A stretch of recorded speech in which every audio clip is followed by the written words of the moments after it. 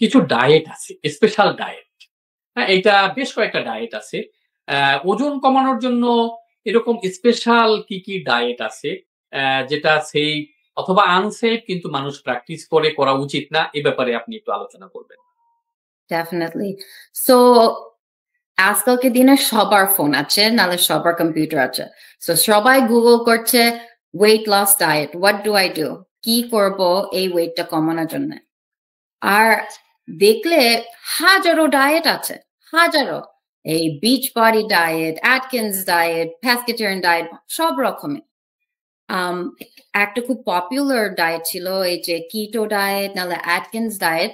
অনেক লোক শুধু মনে করে ভাতটা পুরো ছেড়ে দেয়, সব কার্বোহাইড্রেট ছেড়ে দেয়, তাহলে আমি ওয়েটটা কমাবো। আর সেটার একটা ট্রুথ আছে, কার্বোহাইড্রেট হলো a source of glucose. However, carbohydrate is also a source of energy for the body.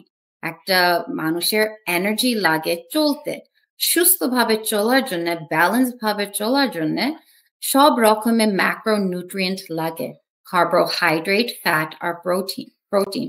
এগুলো সব ইম্পর্টেন্ট আমাদের সুস্থভাবে যদি আমরা চলতে চাই। সো কয়েকটা diet such as for example Atkins, ওখানে বলে যে শুধু মিট খেতে থাকো, red meat, white meat, just have protein, high protein, low carbohydrate. So রুটি কম, ভাত একদম না, সো ভাত না, রুটি না, কোনো কার্বোহাইড্রেট না, শুধু মিট আর মিট।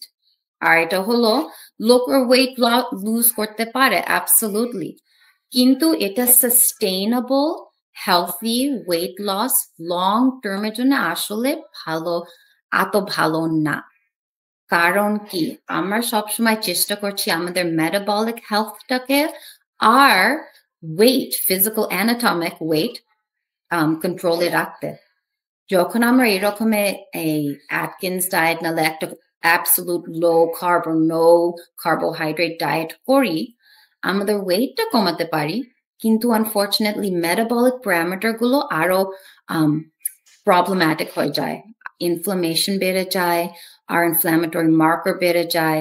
আর স্পেশালি লাইক অ্যাটকিন্সে যখন মিটটা খেতে থাকি, ফ্রি ফ্যাটি অ্যাসিড ওগুলো বেড়ে যায়। সো আমাদের লিপিড গুলো, আমাদের কোলেস্টেরল, ওই ভালো কোলেস্টেরলটা এইচডিএলটা আসলে কমে যায়, আর আমাদের এলডিএলটা বেড়ে যায় যখন এই পোর কোয়ালিটি ফ্যাট গুলো খেতে থাকি।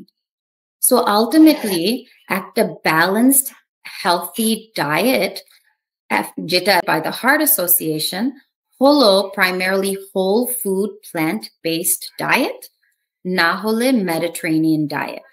এগুলো হলো রেকমেন্ডেশন। আর ওটা মানে কি, মানে যে আসলে আমাদের দিনে বেলায় we have to meet all of our macronutrient goals. So আমাদেরকে প্রোটিনও খেতে হবে, কার্বোহাইড্রেটও খেতে হবে, আর এই ফ্যাটগুলো খেতে হবে। কোয়েশ্চেনটা হলো কি রকমের খাবো। So for example, let's start off with a fruits or vegetables. এখানে food group আছে। দিনের বেলা আমাদের at least 5 to 7 servings of vegetables or fruit লাগবে। সো আমরা যেগুলো চিন্তা করি লাইক শাকসবজি, লাইক ভাজি, এগুলো খুবই দরকার একটা হেলথি ব্যালেন্স লাইফের জন্য। এগুলো ফাইবার অ্যাড করে, যেগুলো রিডিউস করে the increase in blood sugar. Ultimately, আমাদের food choice will determine আমাদের blood sugar কত হাই যায়, আর যদি বেশি হাই যায় তাহলে ইনসুলিনও বেড়ে যায়, আর তারপর সব মেটাবলিক ডিজিজ গুলো হয়। So healthy diet বলতে গেলে, like I said, recommendation হলো whole food plant-based, মানে যত কম ভেজিটেবলটা প্রসেস করতে পারেন সেটা সবচেয়ে ভালো। সো ভাজি করতে চান, কিন্তু বেশি তেল, নুন, ঝাল যদি সব দিতে থাকি, তাহলে ভেজিটেবল যে হেলথ বেনিফিট গুলো ওগুলো অনেক কমে যায়। সো কম তেলের মধ্যে কন্ট্রোলড নুন, লবণ ইউজ করার জন্য ওগুলো ভেজিটেবল গুলো বাড়াতে চায়। Same thing with carbohydrate. আমাদের কালচারে ভাতটা হলো একটা সেন্ট্রাল জিনিস। কাকে বলবেন যে ভাত খান না জীবনে, এটা কষ্ট, এটা আমাদের কালচারাল একটা প্রসেস। কিন্তু আমরা জানতে হবে কি রকম, কেন ভাতটা খারাপ। আসলে ভাতটা আসলে হল হোয়াইট রাইস হলো একটা প্রসেসড কার্বোহাইড্রেট, যেখানে সব গ্রেনটা has been taken off. So যখন আপনি ভাত খান, within minutes আপনার blood sugarটা বেড়ে যায়, and like I said, ইনসুলিনটা তার সাথে সাথেও বেড়ে যায়। আমরা যদি ব্রাউন রাইসটা খাই, নালে লং গ্রেন রাইস যেটা has a lower glycemic index, এটা খুবই ইম্পর্টেন্ট, and especially বাঙালিদের জন্য। লাইক আমার ঘরে আমি লো গ্লাইসেমিক ইন্ডেক্স ভাত রাখি। ওটা মানে কি? লো গ্লাইসেমিক ইন্ডেক্স হলো যখন আমি খাওয়াটা খাই, কত জলদি করে এই খাওয়াটা, এই ব্লাড সুগারটা আমার ব্লাড স্ট্রিমে পৌঁছাবে। সো যদি এটা হোয়াইট রাইস হয়, উইদিন মিনিটস আমার ব্লাড সুগারটা বাড়তে শুরু করবে। কিন্তু আমি যদি ব্রাউন রাইসটা করি, তাহলে আমার ডাইজেস্টিভ সিস্টেমের কাজটা হবে এই ভাতটা আস্তে আস্তে করে ব্রেক ডাউন করতে আর ডাইজেস্ট করতে, সেটা কয়েক ঘন্টা লাগে। সো ব্লাড সুগারটা যেটা এভাবে উঠে যায় হোয়াইট রাইস খেলে, এভাবে উঠে যায় যদি ব্রাউন রাইস খায়, relatively less steep slope.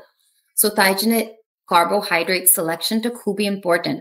আমরা যখন হোয়াইট ফ্লাওয়ার ইউজ করি, অল পারপাস ফ্লাওয়ার, ওইটা যদি না ইউজ করে আমরা যে রুটিগুলো খাই with whole wheat flour, whole grain flour, ওইটা আরো ভালো একই প্রিন্সিপলটার জন্য। যখন আমরা খাই whole wheat, it takes longer to break down. So carbohydrate selection খুব ইম্পর্টেন্ট। তারপর পরিমাণ, আমরা যদি একটা ছোট প্লেট ব্যবহার করি, let's say diameter of 8 inch, other plate থাকতে হবে শুধু সবজি, শুধু সবজি হলো আধা প্লেট, আর তারপর 1/4 হবে প্রোটিন, যা আমাদের মাছ নালে চিকেন, হোয়াইট মিট গুলো, ওইটা হলো আইডিয়াল প্রোটিন সোর্স। সো আমাদের কোয়ার্টার প্লেট হবে প্রোটিন। ফাইনালি লাস্ট কোয়ার্টারটা হবে ভাত। সো 2 মুঠো ভাতে ওর বেশি আসলে খাওয়া দরকার নেই যখন আমরা একটা ডিনার জন্য বসি। বেশিরভাগ শাকসবজি, তারপর একটা protein, at least 3 to 6 ounces of meat. So আমাদের প্রত্যেকটা meal we get around 20 to 30 grams of protein. আর তারপরে whole grain carbohydrate, ওটা হতে পারে whole wheat pasta, whole wheat ভাত, whole wheat রুটি, কিন্তু একটা whole grain যেটা white না। So I don't know, যদি আমরা ব্রেকটা, সো ওটা কার্বোহাইড্রেট। সো তারপর আমরা যদি প্রোটিন গুলো দেখি, আমি প্রোটিন মেনশন করেছিলাম যে 20 to 30 grams। আসলে আমরা যখন ওয়েট লস করতে চাই, আমাদের গোল প্রোটিন হলো around 1.2 to 1.5 grams of protein per ideal kilogram body weight. Basically ওটা মানে per meal যদি আমরা 20 to 30 grams of protein পাই, তাহলে আমাদের হাঙ্গারটা কমে যায়। So that ওটা হলো খুবই important, because protein reduces ghrelin. Ghrelin হলো একটা হরমোন যেটা আমাদের ব্রেনকে বলে যে তোমার এখন খিদে লাগছে।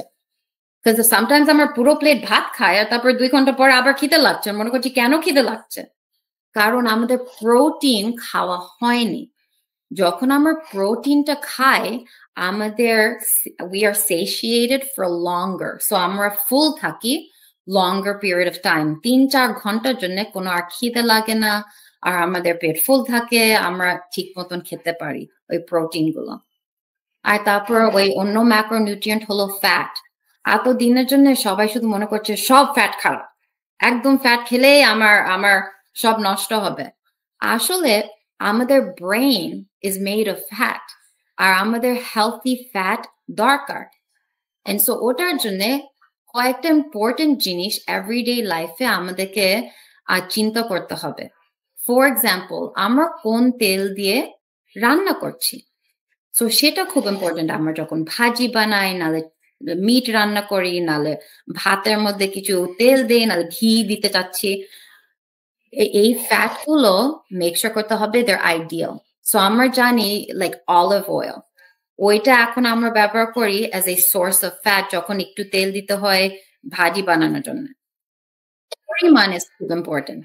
So পরিমাণ মানে একটা tablespoon দেওয়া যায় একটা 5-6 person serving এর জন্য। অনেক লোক 2 tablespoon 10 tablespoon কাপ নিয়ে তেল ঢেলে দেয়। No amount, even a healthy fat, is good in that portion. So portion control টা দেখতে হবে যে minimal oil আর যে oilটা ব্যবহার করছি that it's a healthy oil such as olive oil, for example. অন্য কয়েকটা খাওয়া আছে যেগুলো healthy fat, but again পরিমাণ হলো খুব important. So such like avocado, নাহলে coconut, এগুলো saturated fat এ high আছে। So আমরা বেশি খেতে চাই না, কিন্তু একটু খেলেও খারাপ না। So for example যখন আমরা চিন্তা করি ডিমের ব্যাপারে, অনেক লোক মনে করো আমি যদি ইয়েলোটা ফেলে দিই এটা খুব ভালো। হ্যাঁ, এগ হোয়াইটে অনেকটা ভালো প্রোটিন আছে, কিন্তু একটা রেগুলার এগের মধ্যে যতটা কোলেস্টেরল আছে, একটা দুটো ডিম যদি খাওয়া যায় 3 to 4 times a week, generally it doesn't negatively affect the cholesterol profile. So those are just some of the macronutrients. আপনি ডায়েট নিয়ে অত্যন্ত চমৎকার বলেছেন এবং আমি যেটা বুঝতে পারলাম যে আমাদের সব খাবারের প্রয়োজনীয়তা আমাদের শরীরে রয়েছে।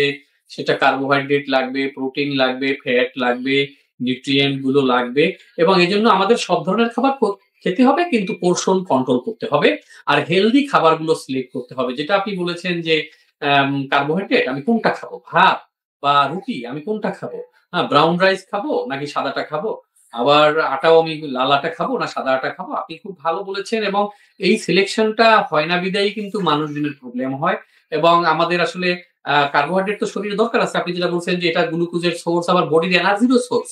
আমার তো বডিতে এনার্জি লাগবে, এটা একটা মেশিন, এটা চালাতে হলে লাগবে। তো সুতরাং পোর্শন কন্ট্রোল করে আরেকটা হলো খাবারগুলো সিলেকশন করতে হবে যে আমি কোনটাকে চুজ করবো। কার্বোহাইড্রেট খাবো কিন্তু কোন কার্বোহাইড্রেট। তাই এটা খুব ভালো বলেছেন। এগুলো মেনটেন করলে আমাদের নিউট্রিশনও মেনটেন হবে এবং আমাদের ওয়েট গেইন হবে না, মেটাবলিক ডিজিজ গুলোও হবে না। আবার আপনি বলেছেন যে একটা ডায়েটে